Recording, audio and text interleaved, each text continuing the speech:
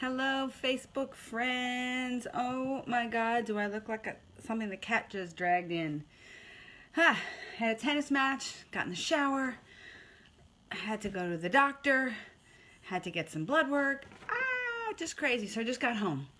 Anyway, I am Carla, your online doctor, with today's Live in 5. Today is Thursday, November 15th. And it is a few minutes late. What time is it? My watch is busy. It's 5:07 p.m. Okay, take a deep breath because I'm a little bit... Hey, Teresa. Hey, who else was there? Tracy. Thank you guys for being here live. Okay. Well, this is a perfect topic for today because today was gloomy and gray and a little bit of rain. Today we are talking about vitamin D.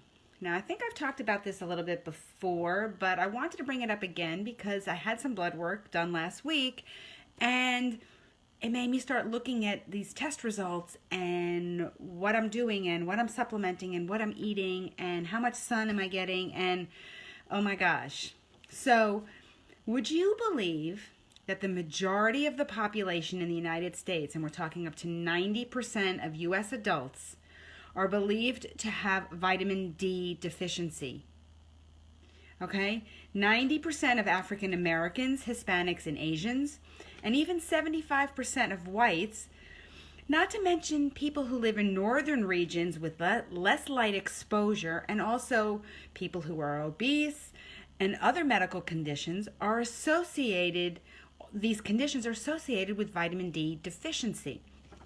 Now, sadly, vitamin D deficiency is also correlated with an increased risk of cancer, autoimmune diseases, and even high blood pressure. Hey, Michelle, thank you for watching. A 2017 study also showed a link to occupation.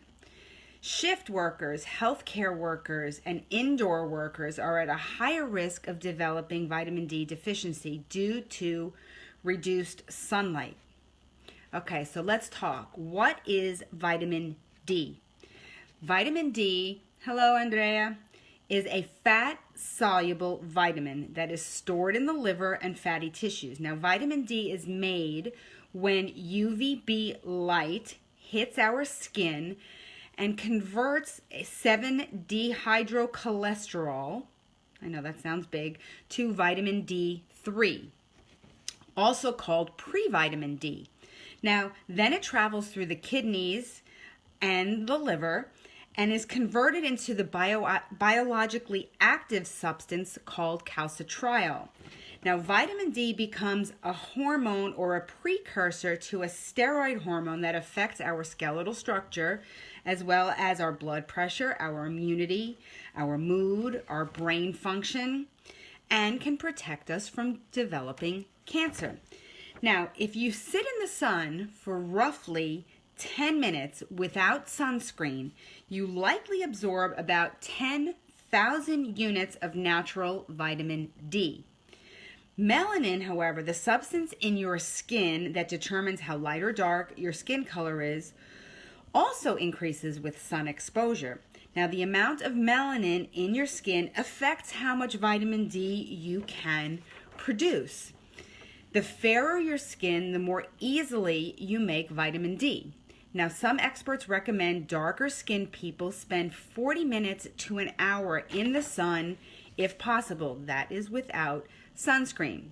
No comments yet, we're not done.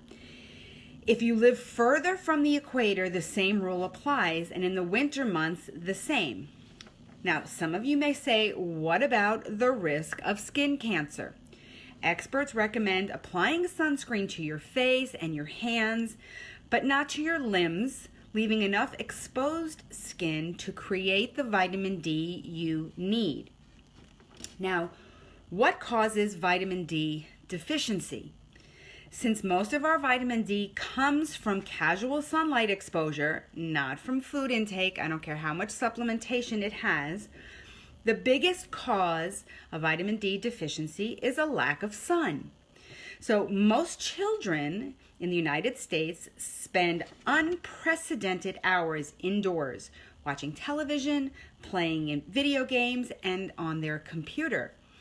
So, and most adults work indoors as well, exercise in gyms, and spend their free time indoors. So, no wonder we do not get enough vitamin D. Let me just say hello to a few people. Melissa, Valerie, thank you for watching, guys. Okay, the number 2 reason that people are developing vitamin D deficiency is because of the use of sunscreen.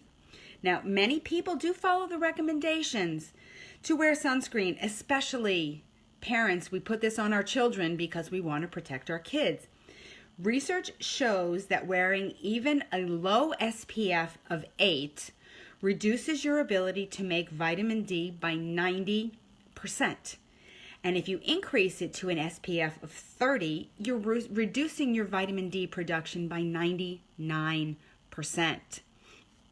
So there has to be a balance. There has to be a way for us to get it right and protect ourselves from the harmful rays of the sun and the risk of skin cancer. Okay, well, I've been talking for a little while. This topic is way too long for one day. I didn't want to rush it and go through all the other things I want to talk about. So we're going to continue this talk tomorrow. More on vitamin D tomorrow. So please put in the comments your thoughts. Tag a friend, let them know. 5 o'clock tomorrow, I'm going to be doing the part 2 of this. If I get too much information, there might even be a part 3. I don't know. I don't know what I'm going to delve into because I've looked into the proper blood testing that you should be looking for, the proper supplementation, the benefits to your body for having vitamin D, etc. So there's still a lot to talk about. Vitamin D is super, super important. Hey, Slobodanka, thank you for watching. So for you guys who are here now, thumbs up. If you're watching on the replay, type in replay, and I will thank you for joining me. And we're going to talk more tomorrow about vitamin D. Thank you guys for watching, and I'll see you tomorrow for another Live in 5.